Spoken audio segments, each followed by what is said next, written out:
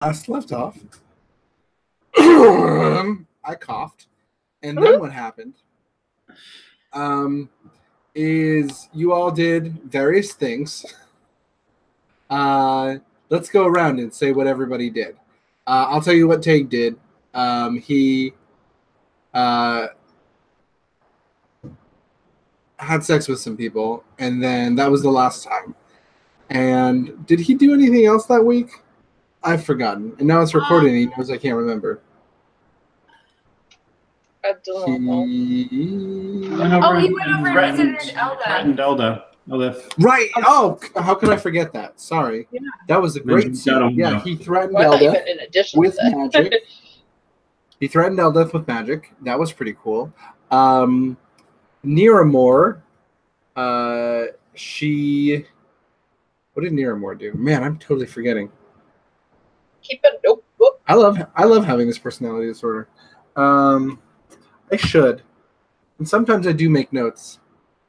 Oh, Niramore visited Grom, right? Or had a right. Niramore. Okay, yes, of course. That was in there. Niramore had a Grom dream. Grom dream. So Niramore had a Grom dream. Thanks. She had a memory of being hunted by a creature, and then she talked to Grom in her mind.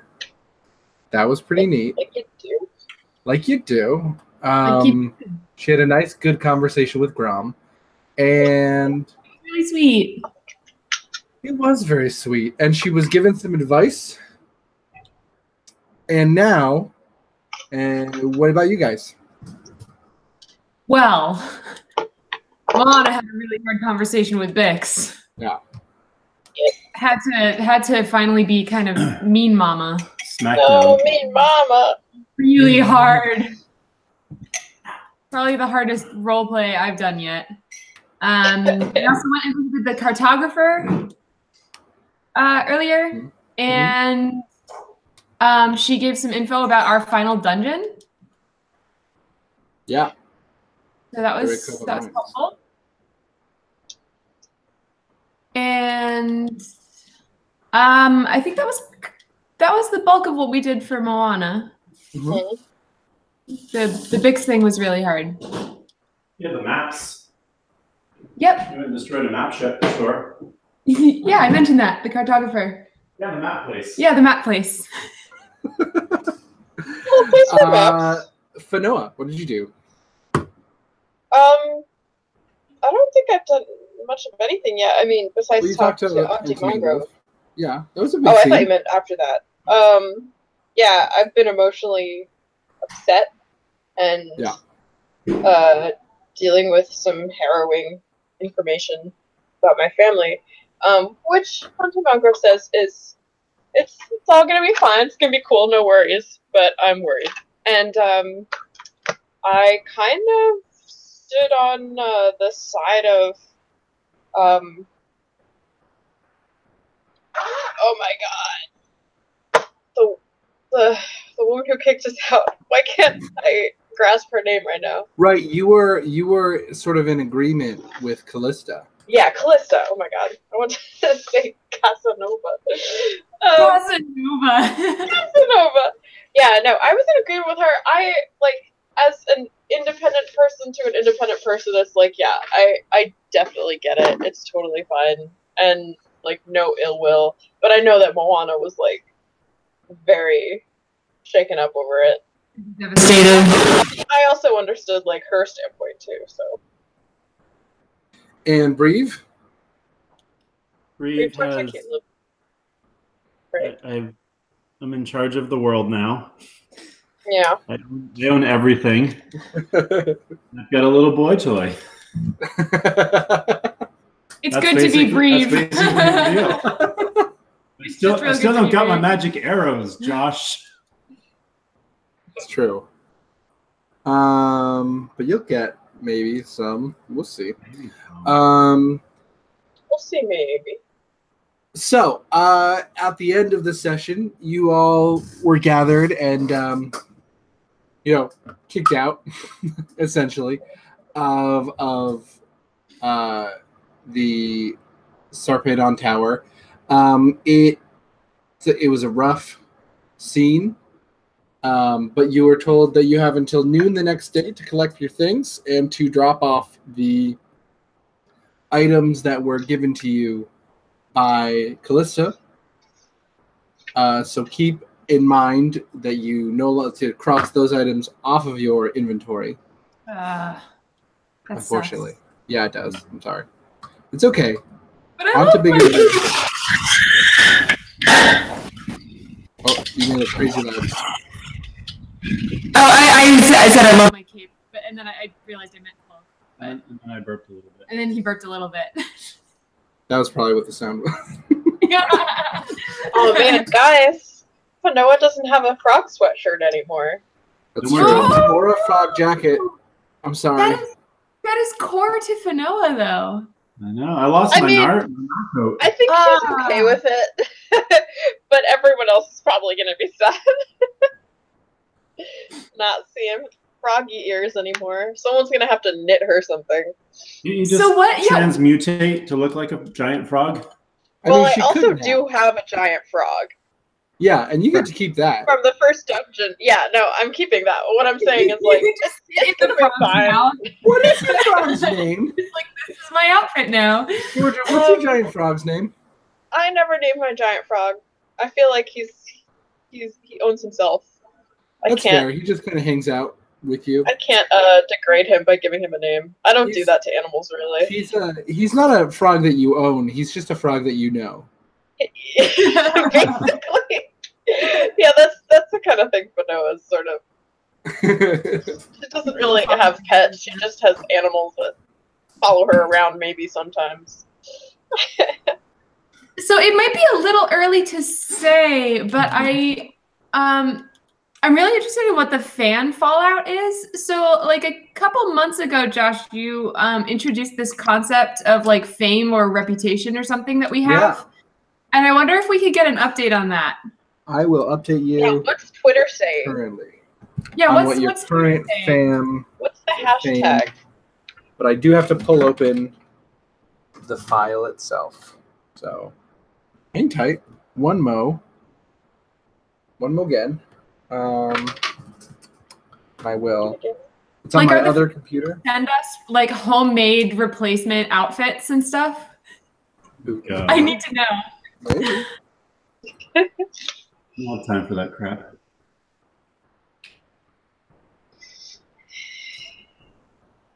So I think definitely at least a couple of you have bounced up to a higher level. So that's going to be interesting.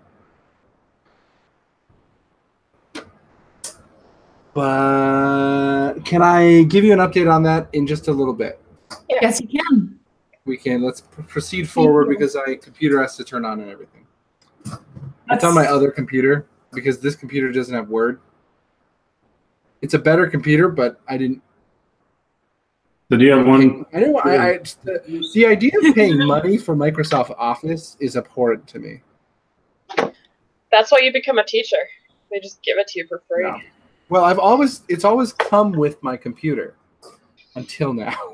Until now. So wait, how old is your computer? I don't even remember that day. Well, this computer, actually, to be fair, the last one may have been given to me by my dad, because he set up my old computer. That was, let's see, when did I get that computer? It was right after I graduated. So 2013. That's the year. This computer that you're seeing me on now is from this year. This one right My here. old computer. This one one right that here. we're Yeah. Yeah, the Actually, one that you're looking right at. Yeah, exactly. This one. Is this thing on? Well,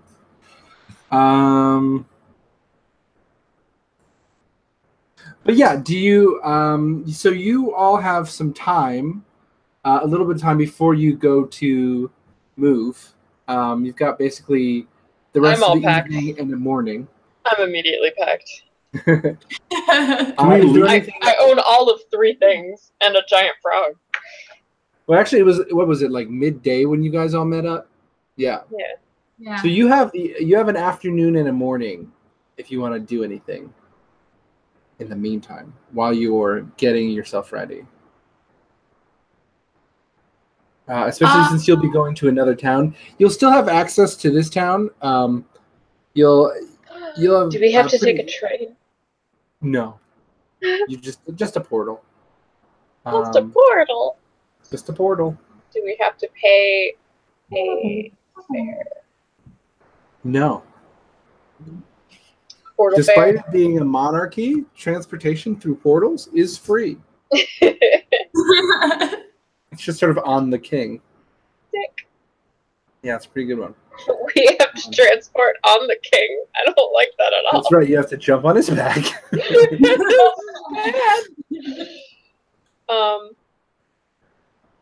See, where did I put you? Let me think. Let me pull up the map. See if there's anything in town. Josh, I want to find the baddest, assest wizard to put some hoodoo on my arrows. Okay. baddest Well, you do know. Let's see. For your arrows, you could either enchant them.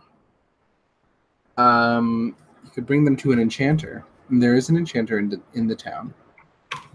Or The dark enchanter. you could see if anyone sells pre-enchanted arrows.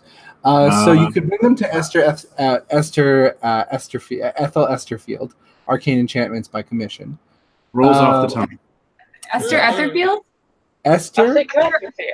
No, Ethel Acidophilus. Ethel? Esterfield. Esther Fields. Yeah. I'm just gonna call her double E's. That's fine. What It's would that even be? It's whatever. not even It's not. Keep it clean. It's really not. You skip ahead. I'm just using letters here. a. Doesn't signify anything. I mean, there is a bowmaker who may also. There is a Fletcher. Fletch for Less is a shop that sells a variety of arrows at reasonable prices. Nope, I don't want that. Okay. I want someplace sketchy and seedy that I might die if I go into. I'm thinking of like Morgan and Burke's in Harry Potter. I mean, the closest thing to that would be a place you've already visited, which is that would be. I mean, like, you've already been there. Well, no, I'm just saying that it's a place that you are familiar with. It is. Where is it? What is it called? The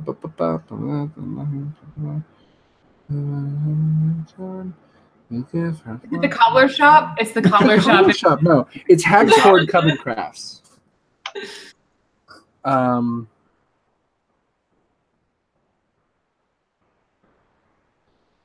You could.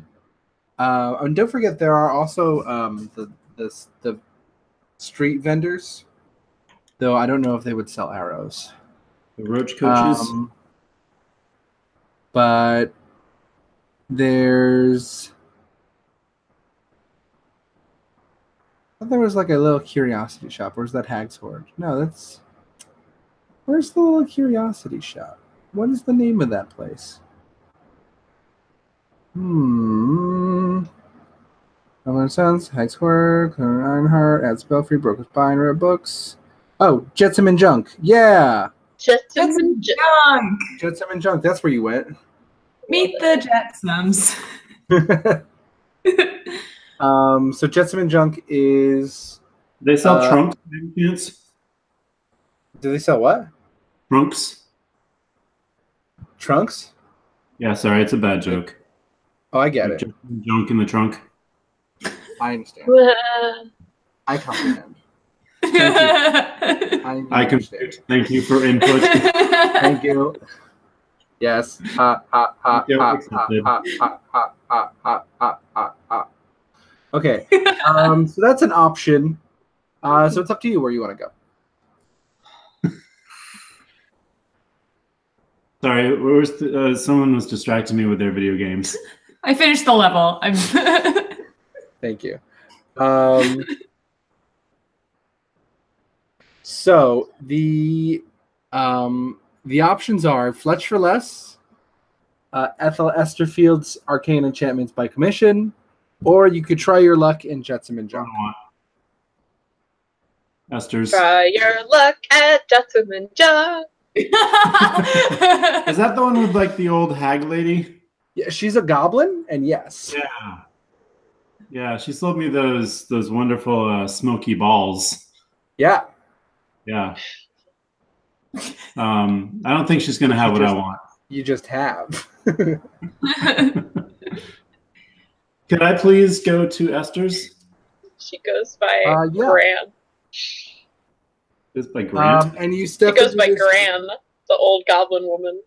Graham. Gran. Gran. Gran. And there's an extra silent. Step in, and you see it's a big open area full of just objects. It's not like sort of they're not all over the place like in Jetsam and Junk. It's a little more organized, but there's a lot of different things and a lot of books and scrolls and arcane symbols drawn. There's a sort of a raised area, like a loft area, where you can see there is a human woman with a wand, just sort of in a welding mask, just sort of shooting magic at a sword, just like as if she's welding it, but it's just magic. She's just enchanting. Fantastic. And she says, hold on one moment. I'll be right there. She finishes her little enchantment and then taps it, and a little sparkle pops out. And she pulls up her helmet, and it is a friendly, handsome, sturdy-looking woman. And she comes over and she says, so, what can I do for you? Hello, Esther. It's a pleasure to meet you. I've heard such great things about you. I may have even been to your store before. I can't remember. I deal with a lot of people, so I can't remember either. Cheers to that. What are you making over there? That was some impressive handiwork. Thank you. I'm enchanting a fear sword. Ooh. Yeah. It's a special commission. Scary. Oh well, it's for one of those what's the name? It's a foreign word. Well, not really foreign, but it's one of those words. There's Goliath words. Ogulokanu. Yeah, the Ogulokanu tribe. Are you familiar with them? They're in the International Dungeoneers League. Funny you mentioned that. I happen to be amongst a team of IDLers myself. Oh, are you? Well, we've been getting a lot of traffic from them. Always happy to help a dungeoneer. So what can I get for you? You know, I think you wouldn't happen to be one of the jewel crabs, would you? Indeed. Here's the little mascot himself, and I pull out the jewel crab. Oh, we haven't seen him so long. He's notably bigger. Oh yeah. He's looking robust and healthy. He's like regular crab size now. Yep. Oh well, keep that thing away from my things, all right? It's nice to see you have a little pet there, but He's well behaved. I have a lot of precious metals in here. Stop pooping on the floor, Julie. And he's just they're just tiny diamonds just fall. Dink. You can keep those. Ew. Worth a fortune. Thank you. I happen to know that those things poop crystal zirconium, so. Not our little guy. Poop on your finger, guaranteed husband.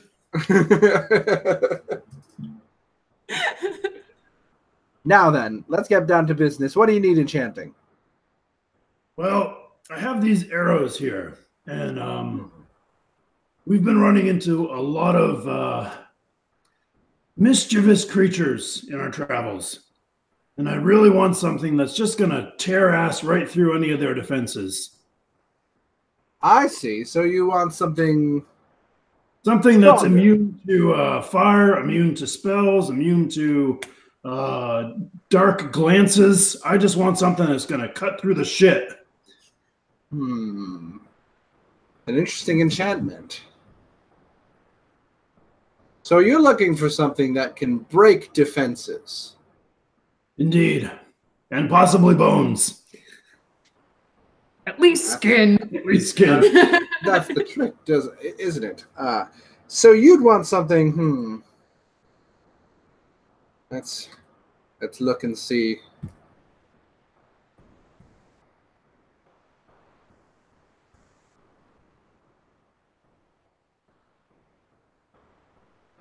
Let's see. Oh, that's a tricky one. That's going to be a 4th level spell, I think. The best way to go about that, if you want to cut through any sort of magical defenses, is a dispel magic enchantment on those arrows. Let's see. Maybe we do that on the tip, and then the shaft is got like explosive impalements, and then the fletching has got sever wounds or sever limbs that never heal. So we just like the whole thing. It's just like bam, bam, bam. So you want multiple high-level enchantments on these arrows? I want the works. I can do it, but it'll cost you. And maybe it makes a sound as it's going through the air that deafens everyone that it's coming towards. All right. So a thunderous sound, armor piercing, radiant damage, and magic dispelling. Is that what you want from these arrows? Okay. Let's see. So that'll be per arrow. I think that'll be around 10,000 gold. Perfect. Can you do 2 dozen at a bulk rate? 2 dozen? Yeah, I'll bring it. This is quite the commission. I usually don't look at arrows. I happen to have a magic item that is worth 300,000 gold pieces. 300, really? And what is that? And I don't often do trade. I work for gold, you see. But if it's an interesting enough magic item, then... This is the likes you have never seen before. Oh, God. I want you to think of what kind of person you are. Are you a good person or a bad person? Oh, shit. Well, I like to think that I'm a good person. Don't tell me. Hey, don't tell me. I didn't hear anything. Okay. And I reach in and I pull out my Santa's hat. Yes! Uh-huh. With this hat, I can tell if you are a good person or a bad person. Without a doubt. You are a good person. Well, that's good. So it's a detect good or evil spell, then. Oh, it's much beyond that. You can look into someone's whole history. You've known when they've been naughty or nice. Really? And whether they deserve gifts. Because it sounds like a 1st level divination spell to me. I'm sorry? It sounds like a 1st level divination spell with a little bit of a Astral extension. plane. All right, do you mind if I try it out? Oh, by all means. It looks fabulous on you, I must say. And she's got a beard. The beard looks great. Where did I touch? Beard? Part of it? Odd illusion. Let's see. Looking at you. Too. I mean, you definitely... I get the impression that you're generally a nice person, but it seems like you're being naughty right now. We've all got a little naughtiness, don't we? This is definitely a more advanced form of divination. I'll give you that. I'd rate it at a 3rd or 4th level spell. Certainly. Let's see. It's an unusual piece, and I've not seen the like of it before. This may be a one of a kind, so definitely value there. But for what you're asking, these arrows, let's see.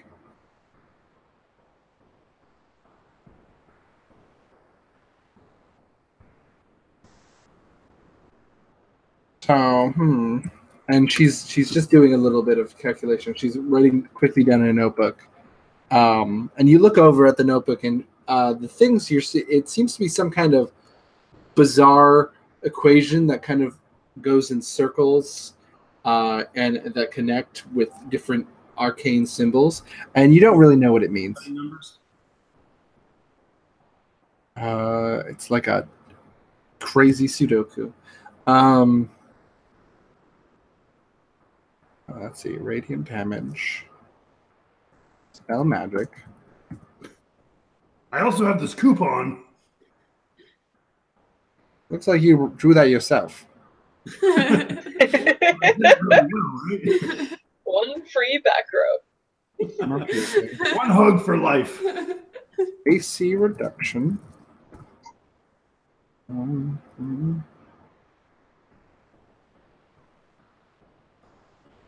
And so you wanted it to deal damage, deal ongoing damage.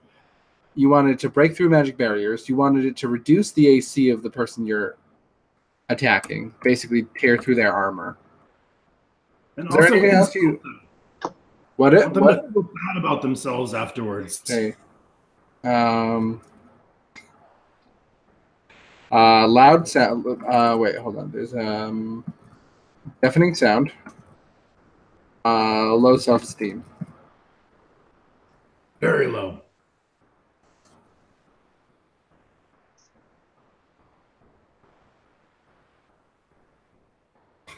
I mean, this is quite an arrow you're asking for. For this hat, I could make you 2 of these arrows. Well, you drive a hard bargain. My headphones. Deal. Constance is going to kill me. I could make you maybe 2 of these arrows. Okay. Let's do it. All right. Let's see. That'll take me a couple days to whip up. You're asking for a number of enchantments on this. And, it takes time, but if you provide the arrows, I can do the rest. Cool. I'll pull out my 2 straightest and glossiest arrows. All right. And she takes the Santa hat. She says, "There's something interesting about this. I wonder if it has more properties that you haven't discovered. I'll have to study it." And she pulls out a bag from somewhere and just stuffs the Santa hat in the bag and then tosses the bag, which just sort of floats onto a shelf. She's an enchanter. Yeah. I make note of it in case we need to come back and loot her place someday. That's good to know. Did I post? Here's the question: did I post the fame chart on the? I definitely did. I think you may have. We've seen it somewhere. Yeah, you've absolutely seen it. I'm just having trouble finding the. Remember? There it is. I found it. Sorry. Okay. So to answer your questions there, I definitely did a post about it, and so. Yep, I got everybody's stuff. So let's see. Updated fame scores as of now, in this moment, since the last dungeon. Get you those. Remembering all the cool stuff you guys did. So Nyx, I'm gonna say, has gone up probably to 9-8. Niramore has gone up to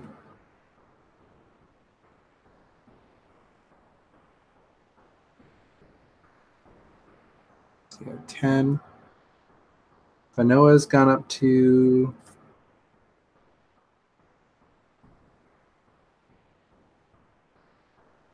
'Wait, what is this? This is your fame scores. Oh, Fame. Fame. Fame. Fame. I think Breve. I'm gonna say that Breve, Fanoa, and Moana. Hey, where's Grom at? Grom What's is his fame doing? At legendary. Grom has been solidly at a 12. He's got a cult following. Yeah, right. Oh man, I would love to meet some cult followers of Grom. But I think that you guys have bumped up to, yeah, I'm gonna say, Now Nick's performing his sexual escapades is definitely gonna get him extra points too. So let's say that Growing fan base. Not the religious types. no, that's I mean, if it gets out. Let's see. I'm going to put all of you now. And Breve also was right in the pit with the monster. Fanoa did some heroism, so she definitely is bumped up. Yeah, Fanoa's heroism. Okay. So I'm gonna bring everybody up to 12. Yeah. Yeah. So do we have our individual cult followings, or do we as a unit have a cult following? So these are your individuals. So Breve, Fanoa, and Moana all are at a 12, which is a cult following. You have an individual cult following, and since more than half of the team has a cult following, it means the team itself does as well. That's another thing. If more than half of the team gets to a certain level, it means that the team as a whole is at that level. And as a result, that will bump up the other people in the team, just by association. So let's see. So I'm actually gonna put, because you are a cult following, you guys. I'm gonna put Niramore and Nyx at 10s, and you guys are both at you're all at 12s. How's that sound? How do you like that? Sounds good. So, most casual fans have heard of you, and die-hard IDL fans can recite your exploits and stats. But where your fame really shows itself is in those fans who have chosen you as their favorite. A cult personality and fascination has grown around your exploits, and media persona and members of your fan base have become zealous in their devotion to you. Are there some people walking around with fake Moana horn? Probably. That would be racist. Expect accommodations from fans, as well as some overbearing and nervous behavior when they meet you. So, Light stockings. expect it. Got stands. You got some stands. We got some stands. This is gonna be really awkward if Fanoa gets around to accomplishing what I'm planning for her to do. Nice. It's gonna be very good. Okay. And now you know that. And is there anything else? Does Breve want anything else enchanted? No, I'm good. I don't really have the wherewithal to make any more trades. Okay. Do you want to know anything about Being the goods. your various? You have a bunch of jewels and shit. I do. Do you want to try to sell those? Yeah, that would be good. All right. There is a jeweler in town. Just so I'll get these chores out of the way. There's a jeweler in town. Belwar. Belwar's Deep Jewels. And he can tell you. He can appraise and buy your jewels. Fantastique. Fantastique indeed. So you head from that shop to another, and it is a beautifully very tasteful jewelry shop. There's a bunch of glass cases filled with various rings and chains and necklaces and bracelets and brooches, all sparkling gold, silver, and jewels of a variety of different stones. And you see behind the counter, dressed in a very fine, simple black suit with a little hat, just a little like almost a fez, but like a little shorter, is a deep gnome with gray skin and a bald head and big, thick hands, and he's looking into one of those little jeweler's magnifiers. He's looking at a diamond. And he says, come in, by all means. What can I do you for? How's that voice again?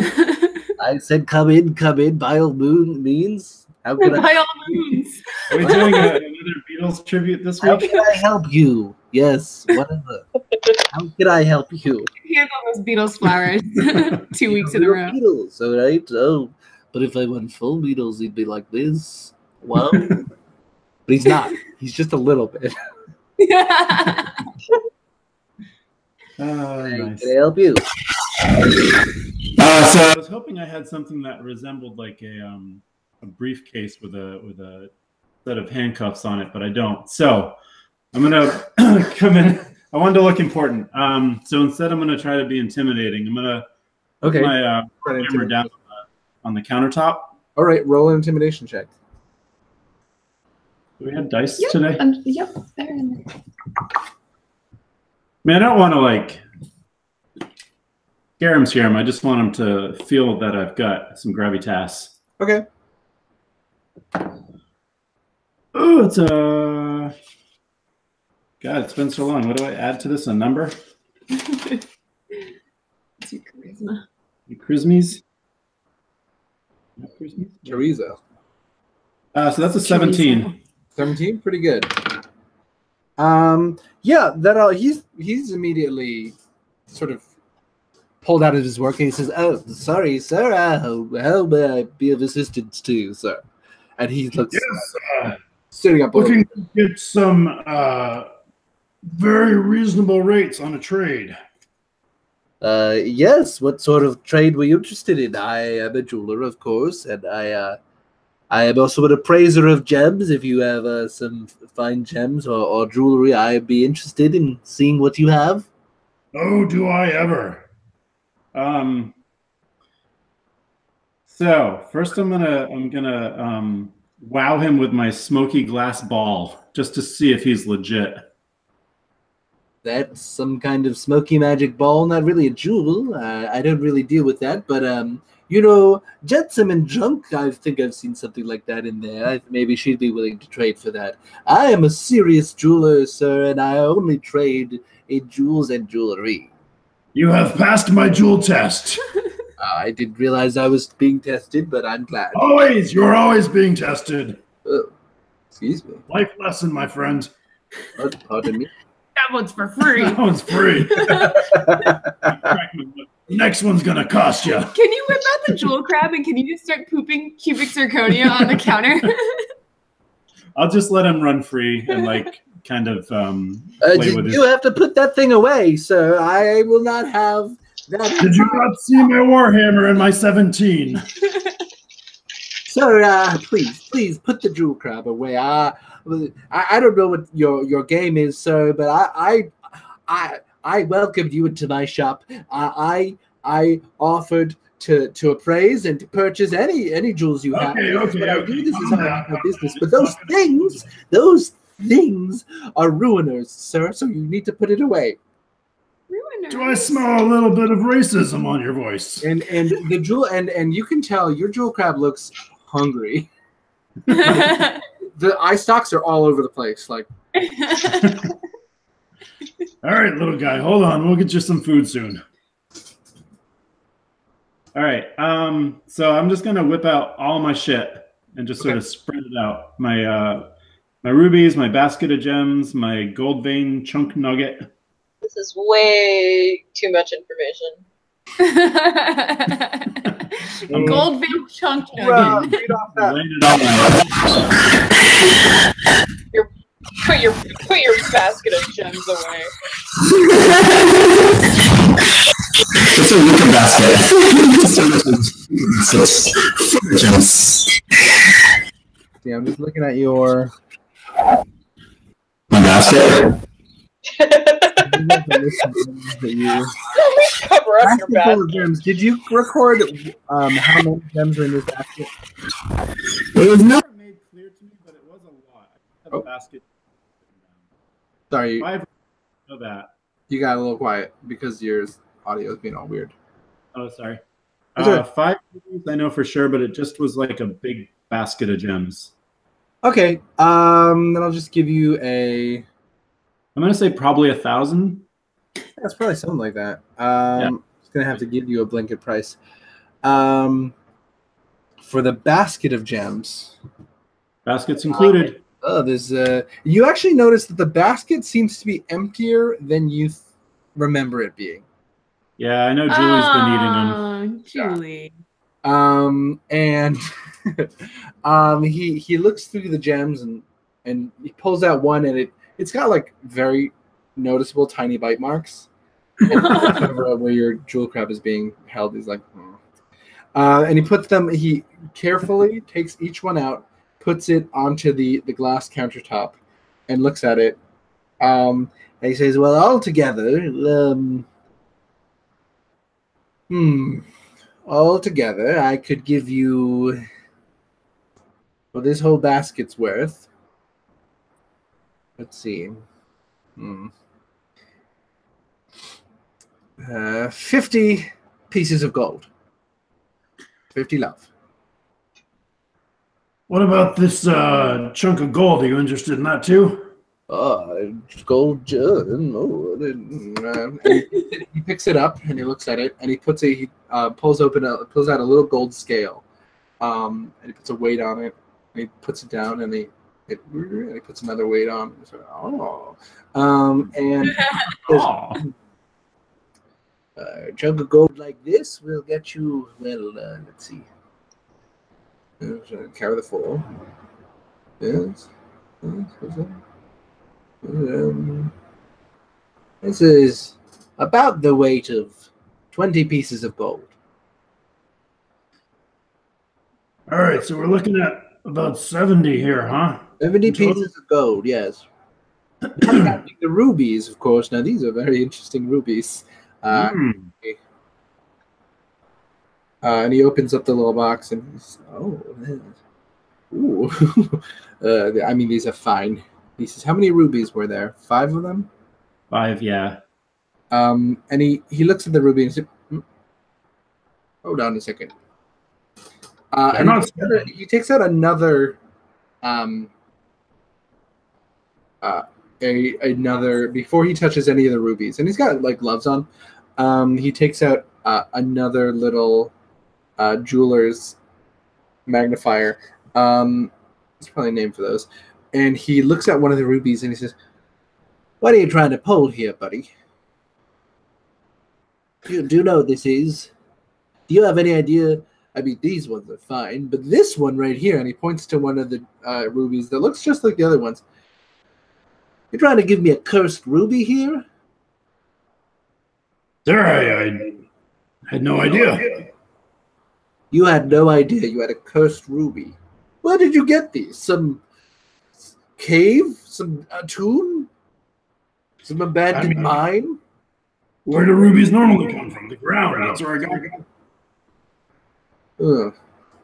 They seem to be fitted perfectly for this box, but don't take the box off your hands too. But I can't take this gem from you. I do a business here. This is a bad luck curse, so you're gonna have to keep that. All of them? Though I would advise not to touch it. What I can do is I can get you a small bag for that. Basically, it would this box right here. The reason I checked, because I don't know if you noticed the inner right over here on the inside of this box. There's a little anti-magic spell right there on the under the lid of it. It's hard to see. I'm surprised. I'm not surprised you didn't see it, but it's a little bit of an anti-magic field So the box itself contains the curse, but if you touch this ruby, you'll be cursed with bad luck. So what I can do is I can get you, and he goes over to the back and he pulls open. This is an anti-magic pouch. I can simply, and he takes some tongs, put it right into that pouch. There you go. And I will sell you the pouch as part of the trade. And don't take the rest of the rubies. I don't think so. I'll be taking those rubies back. Thank you.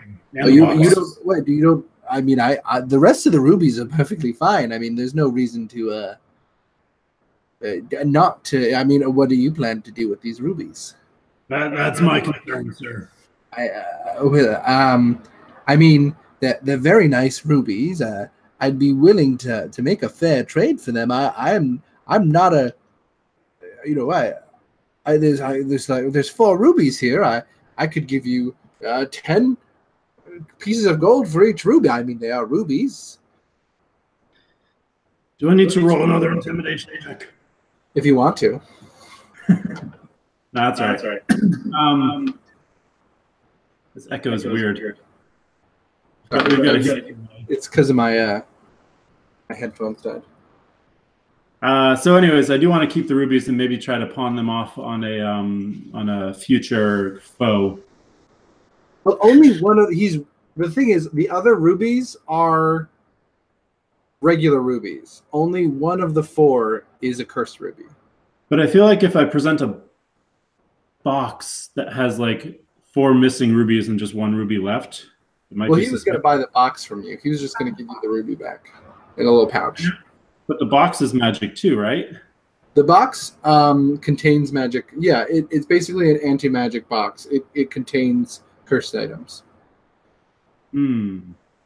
But so is the bag, right? The bag is too. Yeah, the bag will protect it. It's like a little dice pouch sized bag, and the rubies are about dice sized.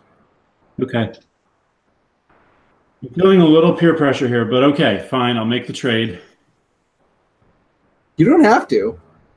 No, it's fine. You can try to get more gold. Having a nondescript. That is 100% the cursed ruby. Having I think a single magical bag with a ruby in it might be more tempting to a potential foe. So, yes. I'll tell you what do you have in trade? So I'm looking at like we had 70 and then another 40, so that's 110. 110. Is there any jewels nearby that are in like the 150 to 200 range? So so you want to trade a jewel for a jewel? I'm going to trade a bunch of jewels and a basket and a box for one big gleaming jewel. Do you want this jewel to have any like? Basically, what I want to do, Josh, is I want to get one of his prized possessions and feed it to the jewel crab in front of him. Okay. So the most expensive, let's see, is a tiara. Yeah, a beautiful platinum tiara, which is covered in diamonds and black sapphires. Sounds delicious. And let's see, how many of there are there? Let's see, there are 30, 40. This would probably be worth around 120 pieces of gold. Okay. So right now, with the trade, so you had 50 and 70 and 30. So you're at around 100 gold. Should be 110. There were 4 rubies. I thought there were 4 rubies that. Giving you 1 back. There were 5 total. There were 5 in total. There were 5? Okay. I'll allow it. So it's 110. I got the numbers it's what's right written here. down. No, that's fine. I misread what I That's read. Okay, so there are 5 rubies. So 4 of the rubies you get back. He's gonna take off like a gold for the pouch. Actually, he's just going to trade the pouch for the box. So it's the same enchantment, and the price of the box versus pouch is negligible. So you've got 110. Okay. And the most expensive thing in the shop is 120. Okay. Do we know this guy's name? Yeah, his name is Belwar. Bellwater? Belwar. Belwar. Belwar, you've been such a peach to work with. You really are a rare gem yourself. I'm wondering if you might make a trade with me. Well, I've been trading all this. I've been offering you all this gold for jewels, but what are you interested in? I have many fine things in my shop. If you wanted to trade one of my creations, I would be happy to. It's my niece's quinceañera next week, and I think she'd just love that little tiara over there. Oh, with the mazel. Sorry? I see. He said, "Oh, mazel." Mazel indeed. He is a jeweler. That was a joke just for me and my people. All right. So, what are you interested in? This one's especially caught my eye with the black sapphires and The diamonds. Yes. This is probably my finest work to date. it's You know, reek of skill, my friend. I made it on commission from a duke who never picked it up. So now it's I've been trying to sell it. So I'd be happy to sell it to you. But well, you're a little short for the way I do the math. I would say probably about 10 more pieces of gold would get it to you, or an equivalent trade. He's trying to get rid of it, though.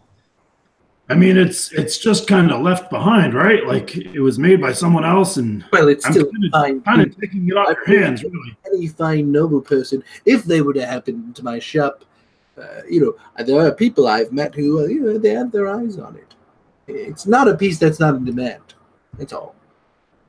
Right. It seems like it's kind of taking up a lot of space here where you could be moving merchandise. Well, it's sort of a showpiece, It's I have it right up here on the shelf where everyone can see it, and then they look at it and they think, "Oh, Belwar, now that's a craftsman." I mean, honestly, I get around. I'm going to be telling people to come here, and they're going to see my niece on probably on the harp when she comes to congratulate us after our next victory. And Oh, you're they'll be like, "Where did you get that beautiful tiara?" I'm recognizing you. You're that fellow from the harp. You're Breve, yes? Did I get the name? You're with the Jewel Crafts team.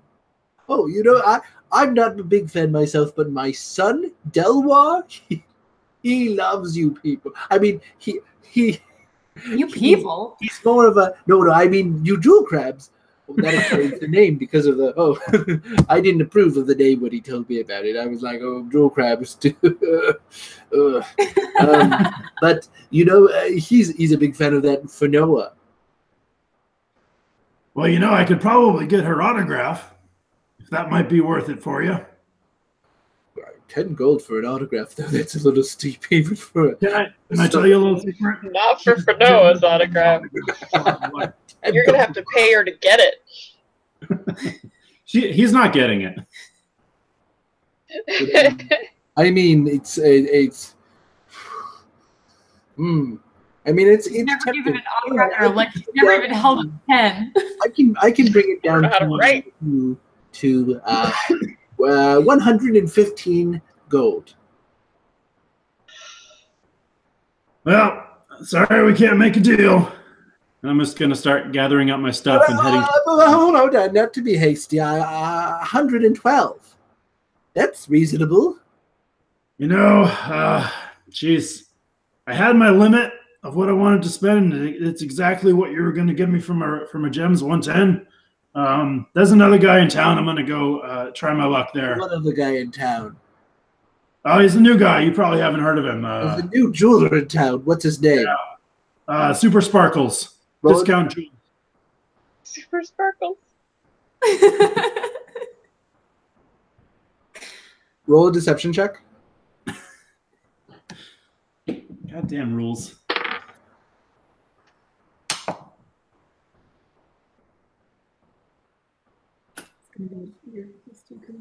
Okay. Yeah, it's a 12er. 12.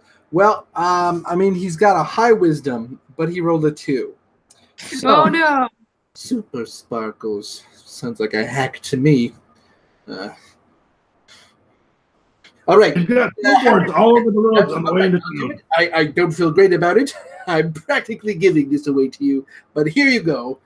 And he takes the jewels and he puts them. He pulls them onto the counter, and he's eyeing them. And he just sort of puts them into a bag.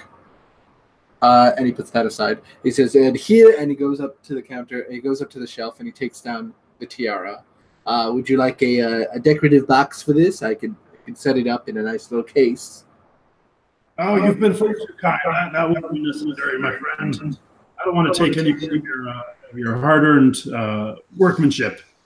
Of course. Well, I'm sure your niece will look beautiful in this. She'll be absolutely memorable. You know, there will not have been a quinceañera like hers for quite a time. You are a true artist, my friend. Thank you. And as I walk out the door, I just sort of hand it to Julie. Hey, Julie, you want to hold on to this for me? And Julie just kind of grabs onto it, sort of holding it with their big claws. Now, which are, you know, they're still not huge, but they're managing to hold it up, and they're just immediately nibbling at it. And you look back and you see Belwar is just looking at you like you've broken him. Don't be so racist next time. And I shut the door. That was so pretty. That was so unnecessary. He just munches away at this Definitely, very definitely. expensive tiara. My Beloved cat. Get it. Right, that was fun.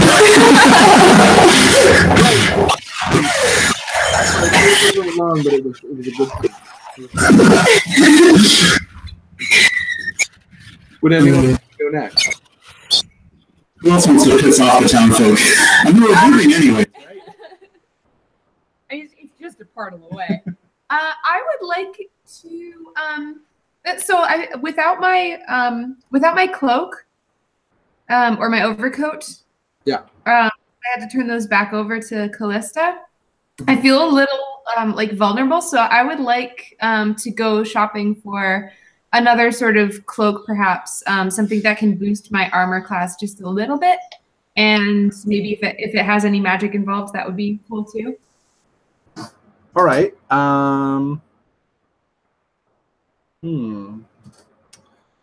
If only there was a shop that sold magic clothing. Oh, yeah, I know this one shop called. Oh no. Oh no. Bad vibes. Oh, geez. Well, I think for you would have to buy regular clothing, and for this particular thing, you would probably have to get clothing enchanted. Do I have any?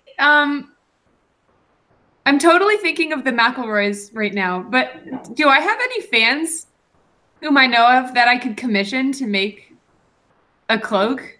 I'm thinking of how they sometimes commission costume makers and like. You'd have to meet a fan. I mean, it's not like you can just like. I can't just tweet it. Yeah, you really like. There's no Twitter. You can't just. Yeah. You were to appear like if you were to get like an interview on a harp show or a audio only harp show. I'm just thinking that might make it a little more special than just going and buying a cloak. Yeah. It's too soon. There is a alternate form of harp. Is it AM harp? Called,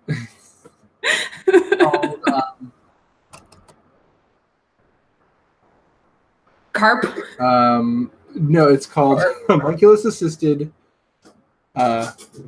remote talking. Heart. And heart, it works with your harp, but it's just an audio only medium, and that's why harps have mouths. What do you know? I think there's audio in harp too, but you can just get that. You can just have that. And it's sort of like podcasts. So you could, I mean, for real, you could do an interview with a popular dungeon related like idea. We could do something like that. You could say you set it up with you asked Eldorian about it and she hooked you up because she's the one who has the hookups as far as that goes. Yeah. So I'm trying to figure out how to justify this as something within Moana's character because I feel like she probably wouldn't think to do something like that. Yeah, she'd be kind of sticking her neck out as far as that went. Yeah. So is it possible that there was is there someone who has is it public knowledge that of the changes that are happening? Is it possible that someone reached out for like a comment from the Jewel Crabs about what's going on? Yeah, let's say Eldorian approaches. If anybody else wants to be involved in the scene, I can say that Eldorian was contacted by someone with one of these heart shows. And basically, they were interested in talking about some of the weird stuff that's been happening in the dungeons. And also getting to know you guys as actual, like a podcast does, getting to know you guys as like people. Mm-hmm. And she mentioned it to you as like a thing that you guys could do if some of you wanted to do it. Cool. Yeah, I think Moana would do that. Okay. Does anybody else want to join in? I don't think Manoa would. Can we come back to this like at a later date for more people?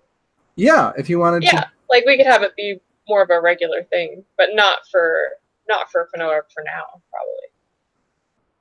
Yeah, we could do that. Let's say that they wanted to do like one-on-one interviews. And there you go. Moana was sort of first up to bat. They were very eager about talking to Moana, which makes sense. Yeah. And Eldorian comes up to you and says, Moana, do you have a moment? Yes, I do. Yes. Are you familiar with Heart? No, what is that? It's sort of a variation on harp. It's just me being your manager. It's an audio only remote projection. It has these smaller homunculi. You can put them in your pocket, and they'll just sort of whisper other people's voices to you. It's a little weird, but people, especially in the Wizards College, are really into them. It's sort of a newer thing than harp is, but they do these shows, and apparently they've become quite popular. And one of them is is sort of an interview show, and they were interested. They were very interested in talking to all of us in Jewel Crabs, but you especially. They wanted to ask you a few questions. It would be, basically they'd be getting to know you. Asking you about some of the things that happen in the dungeons. They apparently have a lot of fans. Probably a lot of your fans will be tuning in. I don't know if following. In your opinion, but you've gotten pretty popular. Is it good for the team? I think it could be. There's a benefit to having, to building fan loyalty. We have sponsors, but obviously we've just lost a sponsor, and so we've taken a hit. And having people, fans on our side to help us out. Sometimes fans will send gifts. Sometimes you can do a call to action with fans. There's a lot you can do if you are willing to wield that power. I trust you, Eldorian, and if you've looked into it and you think it's good for us as a team, then yes, I will happily do it. All right. Well, I'll set up a meeting for you. And so it's that was the day before. She mentioned that sort of offhandedly, and the next morning, she says, "So before we're going over, sorry to bother you in the morning, but like I said, today is the day of the thing, so I can bring you there. They're going to be doing it right in town." Yes, Bix and I are already packed, so this is a good time. All right. Well, this way. And she brings you to a tavern. And sort of in the corner of the tavern, there's a guy, and he's got a homunculus with big old ears, just sort of sitting on the table. And he says, "Hello." And he's a dwarf. And he says, "Hello there. Hi. My name's Jesse Thorne." And he looks like Jesse Thorne. Oh my god. Hello, Jesse. It's nice to meet you. I'm Moana. Hi there. And you see there's a he seems to be dressed very well, with like a bad beard, and a slightly balding head. But he's dressed very well, like a fancy ranger, and he's even got an arrow, like a bow and arrow, like a quiver of arrows. And it's like, well, my name's Jesse Thorne, and I'm a ranger.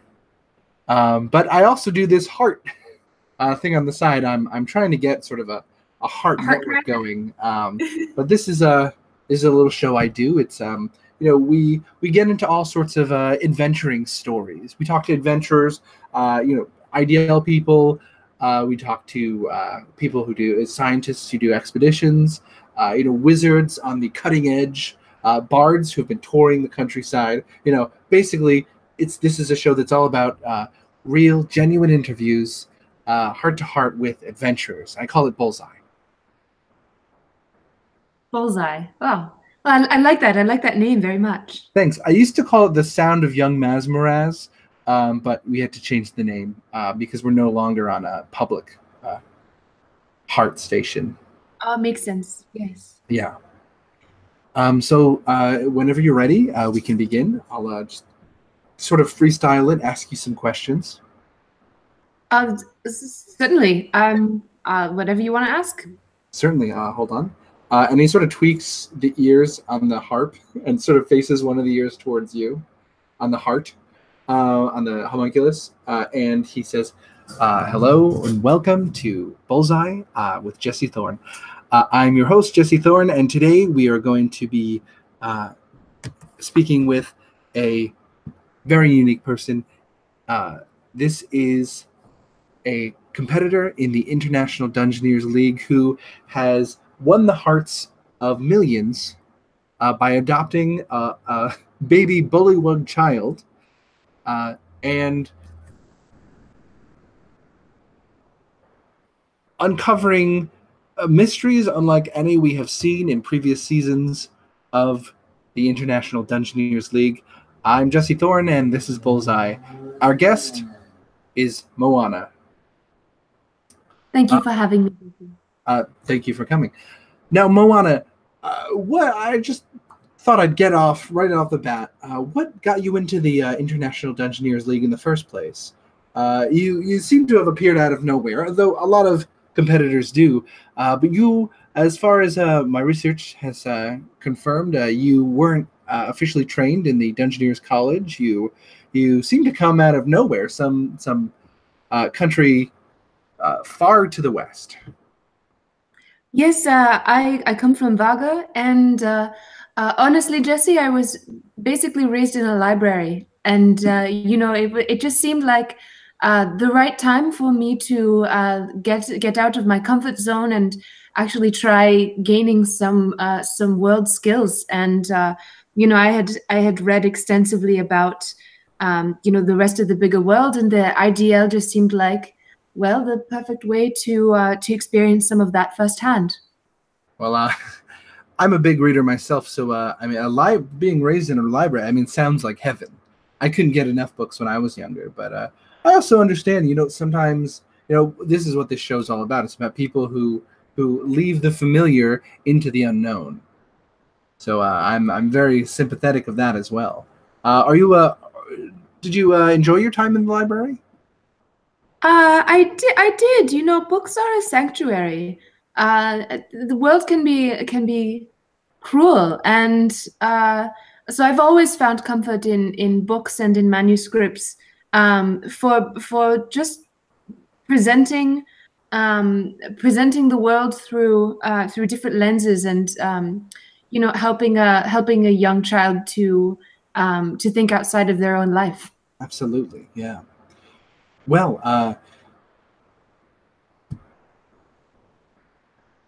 that's oh, sorry, I'm just trying to think of new questions. Josh, sorry. So tell me a little more. I think all of our fans want to get to know, you know, the real Moana. You came from Vagar. So what? You were raised in a library, and you are a cleric. So you were some sort of acolyte or initiate. Yes, I was a researcher actually. I was raised in a monastery, of which the library was, you know, central. I was raised in the order of Trism, if you've heard of that. With the oh, familiar. Yeah, it is. It is a religion that attracts tieflings such as myself, and she points to her horns and says, "Oh, I forgot this is audio only. I have horn fire." And for our listeners who are not familiar with Ms. Moana, she's a tiefling, and she has a unique attribute called Hornfire, where her horns are literally aflame, magically, I suppose. I mean, I don't want to assume. Yes. You know, I'm not one to ask that kind of question. Yeah. Listeners can't hear this, but Moana is blushing furiously just like by virtue of talking about this at all. So it can be hard having fire on your horns in the tiefling community, and Trismi is sort of nurturing community for people like me. Who may need, and I think she is actually stuttering a little bit right now, that people who may need, you know, stronger fellow connections. I understand. There's a certain alienation. Well, it is brave of you to, you know, to rise out of that, you know, and I think you found, you know, here in Mazmaraz, we have opened our arms to you. You've become something of a sensation. You know, let's talk about what brought that on initially. Bix, you're a little child. You are a single mother raising a child of a different race, of what, and I say this, you know, respectfully, because I don't necessarily agree with these titles, but these are what people give them. A monster race, a bullywug child. Half bullywug, yes. Oh, really? Can I ask what the other half is? Josh, I forget the name of the other type of Grung. Grung, that's right. I thought it began with a B too. Yes, Bix is half bullywug, half Grung. Yes. A very unusual mix. So it would seem. You know, I'm not a arcane zoologist, so I'm not as familiar with those species. But that is really interesting. So what? I'm going to jump in for a moment. You just used the word zoologist, which has connotations of animals. And I just want to reiterate that my child is very much a person, despite having sort of. My apologies. I simply was referring to the people who do study, people you would consider, I should say, arcane biologist. It's a common confusion. Yes. Yeah. That's okay. Sorry if I trampled any toes. One thing you'll find if you ever listen to this Heart show is that respect is at the forefront of my intention. I am fully a believer in the rights of non-humanoid races, and I am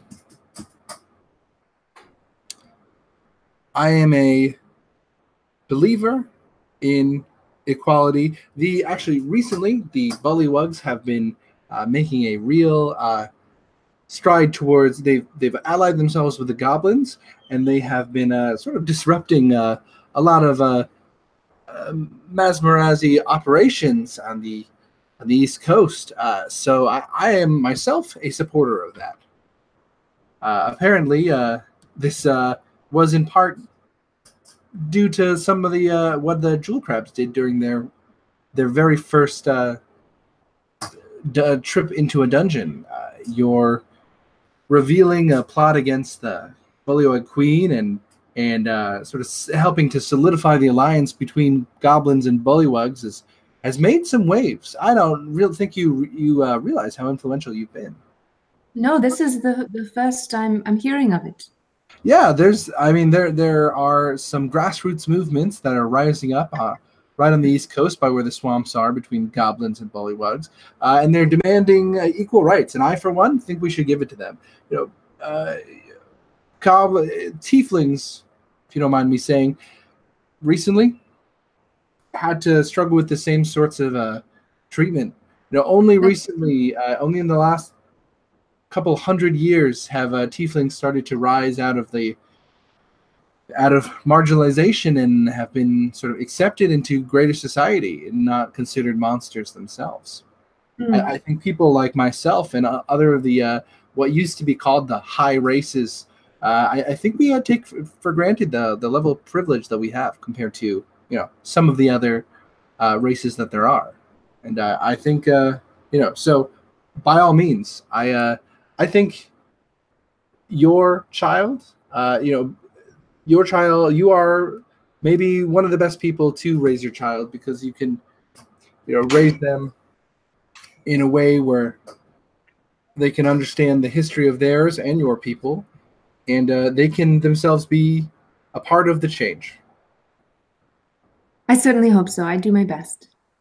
So you are a cleric. Can you tell me a little bit, if it's not too much for you, could you tell me a little bit about what the Trismi religion is all about? That's a religions are a little more private. Hot topic for Moana. Yes, the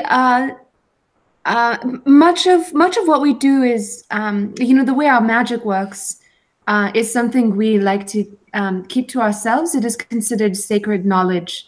So there's very little I can share with you, but I can say that most Trismi do go into the medical magics, becoming clerics and the like. Those who don't go into the world of books full time. Many of those who are trained in the sacred knowledge end up applying it practically as medics of sorts. So, well, I certainly can't complain about that. We could use all the help we could get as far as doctors go. Now, and I think just to go through this, he asked you a few more questions, more technically. I think we'll do like 2 more questions. So the question on everyone's mind: what happened there in that last dungeon? I mean, we all saw it. We all saw that creature you encountered. But can you shed some more light onto what that is? Sorry, are you referring to the beer hag that turned into the Hydra? No. I'm asking Josh as. Yeah, no, he's not. But that would be. No, not that. That's pretty par for the course. I meant the figure with the crown. Oh, yeah. So many people have asked me about this, and I know as much about it as you do. Having been there and witnessed it doesn't make me understand it any more than you have through the HOP transmission. And when I've been asked about this a bit. When the HOP transmission has cut out on several occasions, which we have compensated for by our addition of our beloved Miramore on our team. On those occasions, it's cloudy for us as well. It's unclear what is happening. It's something that we all want answers to. I know the fans want answers. The administrators of the game want answers. We all want answers too. It's something I would just consider an anomaly now. There are, I don't know if you're aware of this, but there are speculations amongst some of the people who are more knowledgeable in the old folklore of dungeoneering that this is a fabled being called let's see if I'm getting this right. The Cave King. Do you know anything about that? I've come across some of the legends in some books, but frankly, Jesse, I'm just not sure how much truth they have to them. I see. Well, I guess we'll have to wait and see to find out what exactly this thing is. Though, my best wishes to you and stay safe down there. One last thing. This is a sort of breaking news, and I hope it's not a sore subject, but it seems that Callista, your former sponsor, has dropped out of the competition as a sponsor. She'll no longer be sponsoring any teams. Could you shed some light onto why that happened? She has made a decision for her business that she wants to avoid any potential conflict of interest, and obviously the Dual Crabs are very, very disappointed, myself included. But we respect her decision, and we wish her all the best. Meanwhile, we are. We are, as part of the decision, we are expected to return all of our magical clothing items that Callista had given to us. So that's a shame. I'm a bit of a fan of magical sartorial choices myself. I have another show called "Put on This Armor," and it's all about magical armors. And it's a shame. You were a team that not only was known for your unconventional style and heroism, but also for your excellent iconic fashion. I mean, that I have to say, the snakeskin coat that you wore in the last dungeon, and with that dark shadow cloak, it was a showstopper. I will totally miss those items of clothing myself. Frankly, we're in the market for a new designer. We also identify with not only our dungeoning style and our personalities, but also loving being fashionable as well. It's something that we pride ourselves on. So if anyone out there listening is sartorially inclined, perhaps they could get in touch with us. You heard it here, folks. If you're good enough, the Jewel Crabs might just let your design get on the harp, and that's pretty good free advertisement if I say so myself. Speaking of advertisement, this episode is brought to you by Casper. Casper is a ghost. He's a sleep ghost. He'll put you to sleep. 100-day free trial. He'll just come into your house, put you to sleep. All right, and that's all the time we have for today. Thanks for listening to Bullseye with Jesse Thorne. My guest has been Moana of the Jewel Crabs, and until next time, catchphrase. Oh no, his actual catchphrase is every great journalist has every great anchor has an iconic send off, and that is the actual name of his actual show. And that's the end of that podcast. Wow, that was really great. Thank you very much. That'll be up within probably by tomorrow. I'll get the engineers on it. Thank you so much for having me. Yeah, it was a pleasure. I'd love to have you on the program again. And if you're any of the other Jewel Crabs are interested, you know where to find me. Here's my card. It gives you a call. Thank you. Thank you. Good scene. Sorry that went so long. No, it was fun. Thanks. Well, sorry to Georgia. We started a little late. Do you guys mind if we go a little bit over? Just so we can... I'm not going to be able to. Okay, that's okay. Then we'll just go right to Georgia. Georgia, what do you want to do in the next... I don't think I'm going to have time to do something that I wanted to do. I'm sorry that lasted. So can we save it for next time? Okay. I'm sorry all those guys and their stuff went so long, and it's okay. I was all set. I was gonna jump into it, and then Nate had to haggle with a jeweler for a half hour. So I was like, no, but that's okay. I really like that. And I was having fun pretending to be a podcast, pretending to be the actual Jesse Thorne. Totally fun.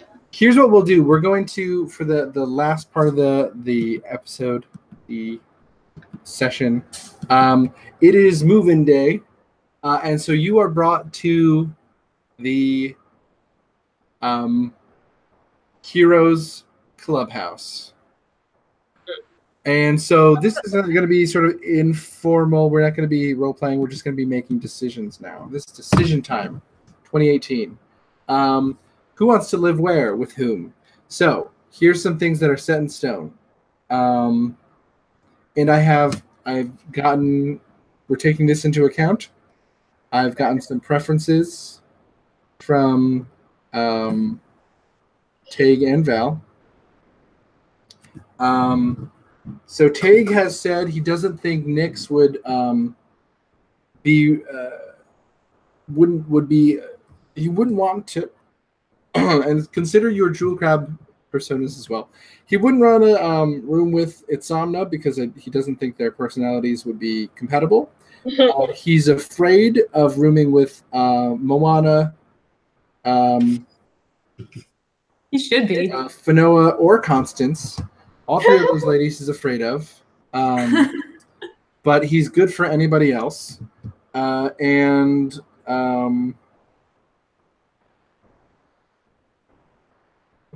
Niramore is most inclined towards in the Jewel Crabs, Moana or Grom, or Grom. Yeah, actually Grom. No, or Breve because of what Grom told her. Of the heroes, probably Colin or Itzamna. Colin and Lucian are a pair, but they have one extra space in their room. And we can divide the other one, so that's like a set thing. Moana and Bix obviously are a set thing. Mm-hmm. Everyone else, I can sort of design it around because I haven't actually built the thing. So if you want to go doubles or pairs, but I want people to be sort of paired up in rooms. Zarlathan's also there, but I think he'll just sort of live in the kitchen, and he probably doesn't need to sleep. Eldorian will probably be getting her own chambers, just because I think there would be some competition as to who gets to live with Eldorian, but also because it might be rough living with Eldorian. So I think it's best if we just stick it into the team. She'll be sharing her quarters with Ralkin, the gentleman Kenku, and having to deal with his sort of bird mess. Oh dear. Oh my. So those are their preferences. What are you guys thinking as far as who you want to pair up with? Well, I have an idea, and I've surprised myself with this idea, but I'm going to tell you why. I think Moana would probably want to move in with Bix with Lucian and Colin. Oh, here's another stipulation. This is an important stipulation. If we can avoid it, to make it more interesting and so you're not talking to yourself a lot, move in with someone where you're not in the room, where you're not both of the characters. That character. So you can do that if that's what it turns out. Like if there's no other option that feels right for you, we can. Can I tell you? But I'm going to tell you why. Yeah. Yeah, and then if there's another, that's like her living with 2 college boys and her child. Here's the rationale. Okay. Moana is kind of sick of people's shit right now, mm-hmm. and it's kind of had it with and is kind of processing a lot of her own stuff. And I think he knows that Lucian and Colin are such a pair that they're likely to just be involved with talking with each other and kind of leaving her alone.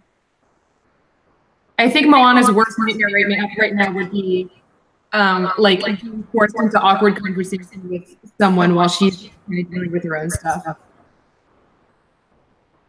There's some sense to that, though I also think they're both pretty warm and welcoming people. So that would kind of be up to how you and Tag would play those characters.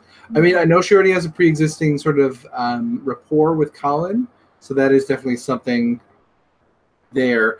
I am hesitant to do that only because that's 4 people in a room, and Bix is getting bigger.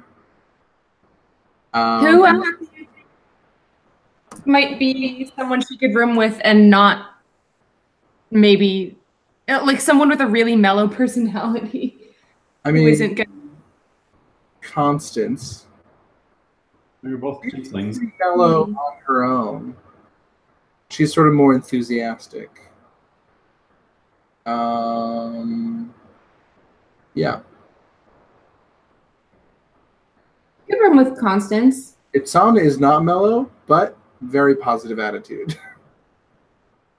And probably really, really nice if I were just to say, I need some alone time. Yeah. Also, I think, just as the DM, I think, thinking about Bix, Itzamna probably be the best with Bix. But oh, hell yeah.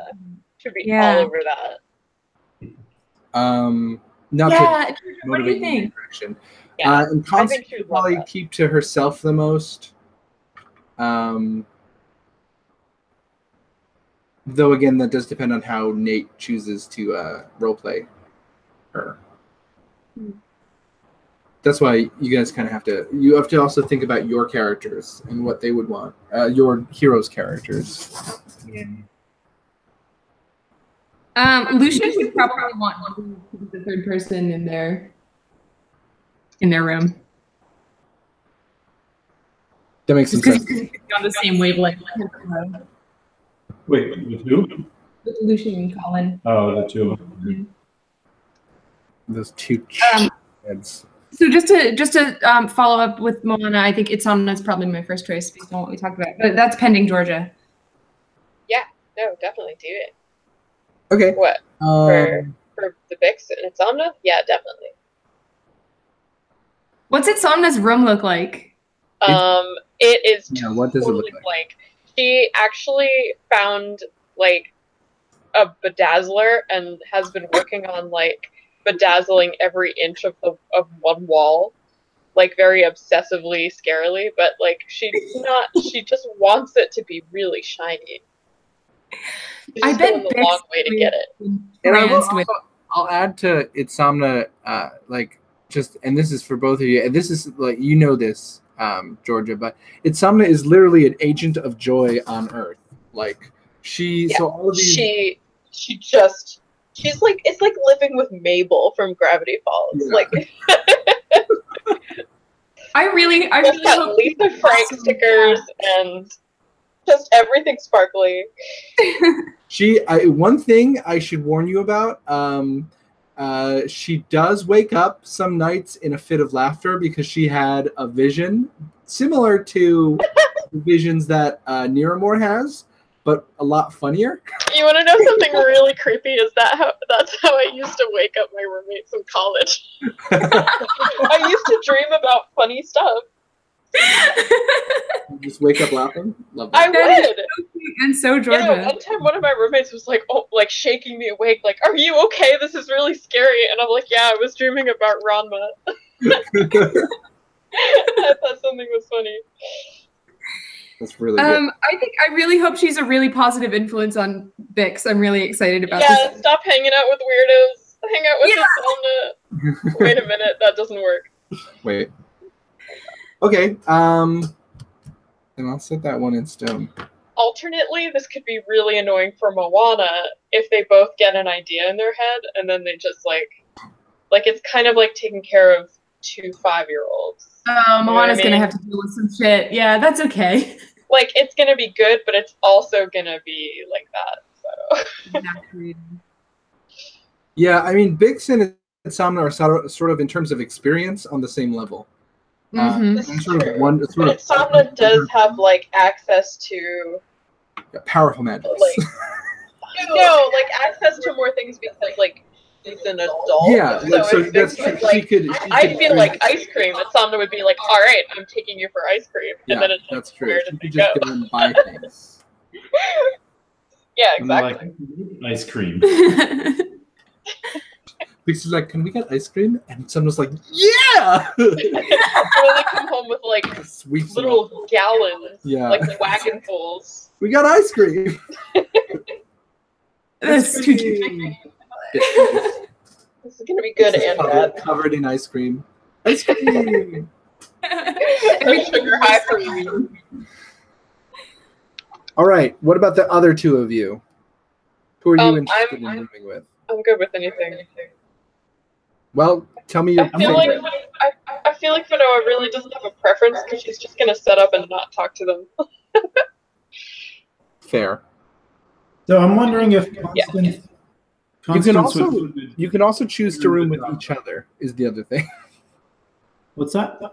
You can Sure. also choose to room with each other. Do you want to put Fanoa in a room with Nick? Oh wait, no. He said that probably wouldn't work. He said that probably wouldn't work. I don't think he's there yet. Maybe someday, but not yet. This is gonna be a weird suggestion, but what do you think about Fanoa and Constance? I think that would be interesting. I was going to say that myself I think that could be cool. because Constance Like that. is really interested in doing some late night looting here and again, and Yeah, they I'm wondering if Fanoa want to help at least types, but do they the spoils. backgrounds. Absolutely. Yeah. Yeah, you guys Hilarious. got up to some mischief. She's Oh. gonna want to get her Santa hat back. Well, she'll have to talk to At Rita. some point. Yeah. I feel like this is also one of those things where, like, on the surface, it's definitely good, but on, like, there's definitely a dark underside to it. I feel like they're both kind of, like, they're both party girls in a sense, with, like, enough kind of motivation, you know? And they're both kind of moody. Mhm. Yeah, they're both Might be basically, some like, behaviors in each other. yeah, They like, amplify they're each not other. gonna- on good days it's gonna be good, but on bad days it's gonna be pretty bad. We're actually going to start a third group. It's not going to be the heroes or the jewel crabs. It's just going to be the two of us that do our own shit. The pissy girls. I think Fanoa's gonna have a new best friend. Nice. Okay, so Fanoa and Constance. And what about Breve? Fanoa and Constance and Kevin. Yeah. So initially, Well, Kevin lives with Sam. Oh, and Sam. Sorry. Oh, do you think? Oh, do you want Sam to be in there too? Yeah, we can do that. I mean, that'd be fine. But Yeah. I I was gonna have to honestly put thought Sam that somewhere Kevin anyway.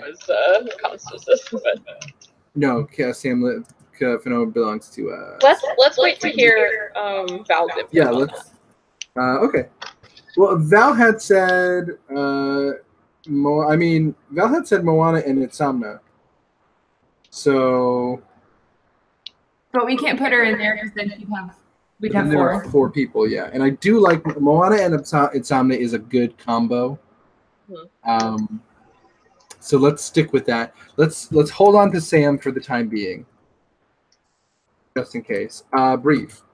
I think Breve is good with almost anyone, but I'm wondering if there's something to Let's pursue with Miramore and more of a spiritual like journey. Yes. Mm-hmm. That makes sense. But I mean, honestly, anyone would be fine. Yeah. I was gonna almost suggest like Breve, Sam, and Nearmore, but I don't want Nearmore and Sam because that's both Val. Yeah. Yeah. So maybe it would make most sense roleplay wise for Sam to be with Constance and Fanoa. But Sam with Nyx. And Colin and Lucian, too much of a honeypot. No one's with them. Absolutely not. Sam and Nyx could be interesting, actually. Yeah, they could be I interesting. kind of want to see what happens with that. They're the most mysterious combination to me of the bunch.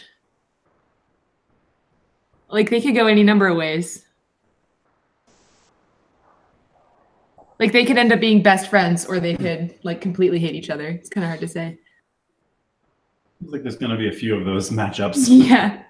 So Nyx could also, I mean, I know Nyx would probably, like, Miramore and Breve would probably be the most accepting of Nyx as far as jewel crabs go. But Sam with Nyx could be cool. They're sort of... They're not dissimilar in sort of the way they look at the world. I feel like if anything, they'd probably just like stick to themselves and be good roommates. Yeah. But we might need one of those. We're like, yeah. How's rooming with Nyx? It's fine. That's fine. We don't do anything. Yeah, I It's mean, whatever. ends up happening.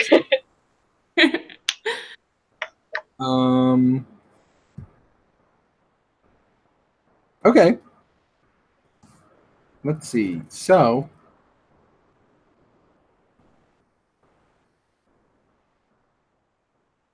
did you ever name your hellhound? No, I was just thinking about that.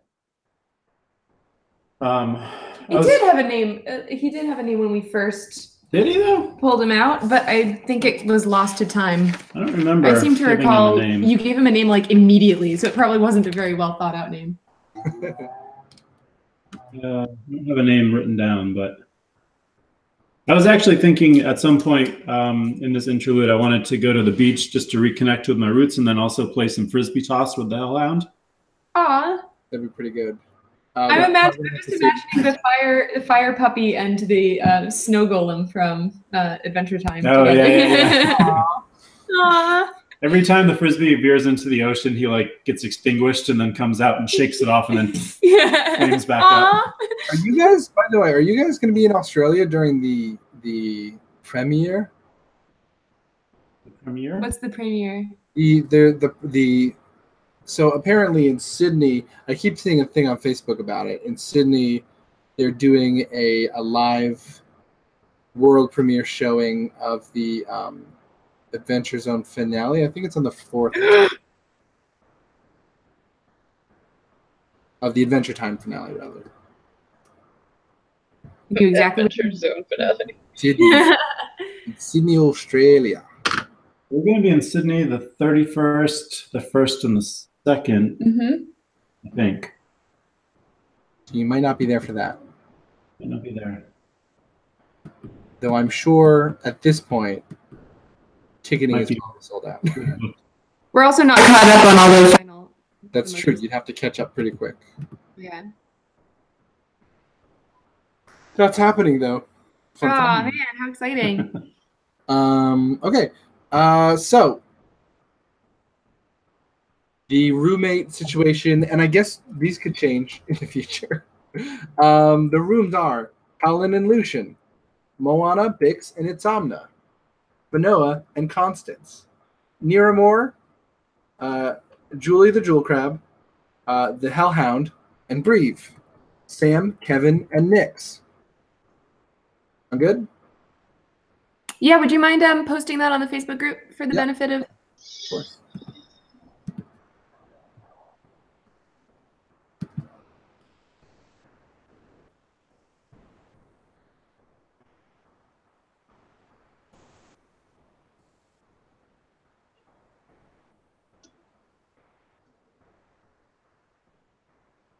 And that's the session.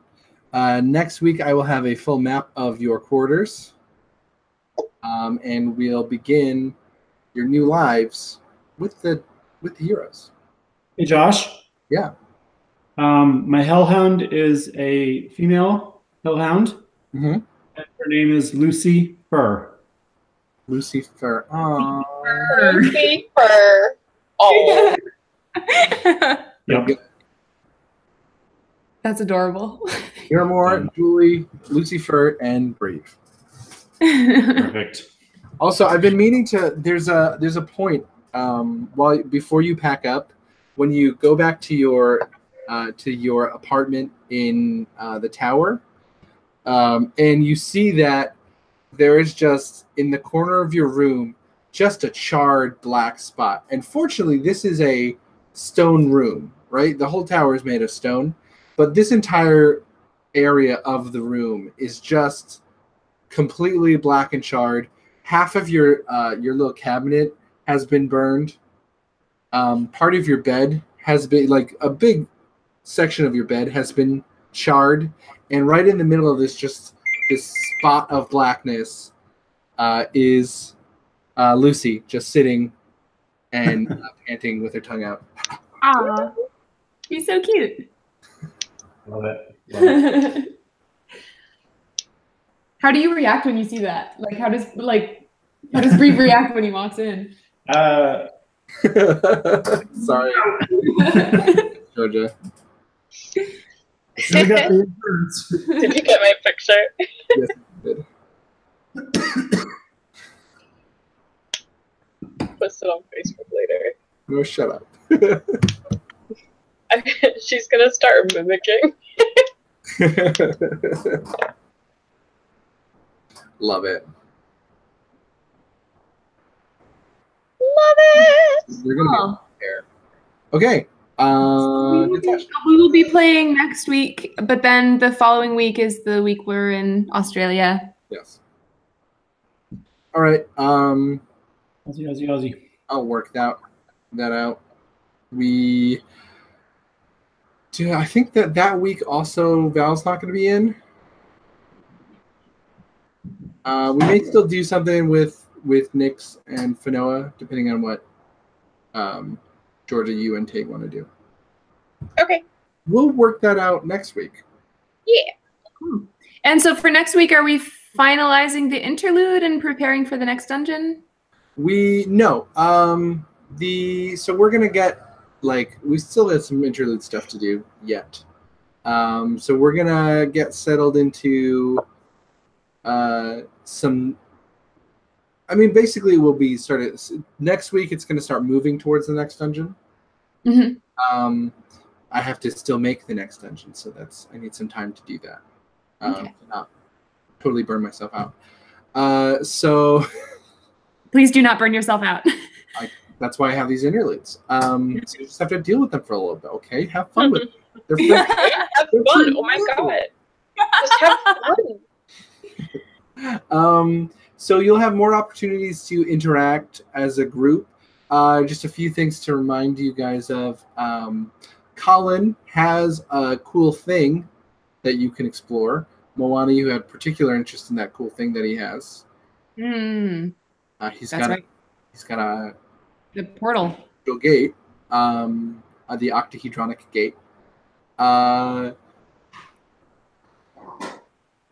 There, in case any of you, there were definitely some of you wanted to have conversations with Eldorian. I know Fanoa was interested in doing that, I was. so that's something to do. And there's, you could definitely explore more of the sort of outcome of your growing fame, because you are now, because 3 of you are now, you now have a cult following, so that is something you can start to sort of experience. It's going to be a lot more, now that you guys have reached this level, the fact that you are famous is going to be a lot more apparent. I'm going to take Okay. This is frightening. Most people who are, like I said, most people who are fans will recognize you. And some people are zealous in their devotion to you. Maybe Fanoa's kind of gonna be used to it. He did have a brief experience where she was recognizable in a good or bad way, you know. I don't know. I'll have to think about it. Hmm. Sweet. Fabulous. Fabulous. All right, friends. Have a good evening. You as well. Thanks See ya. all. Bye-bye. See you, gang. Bye.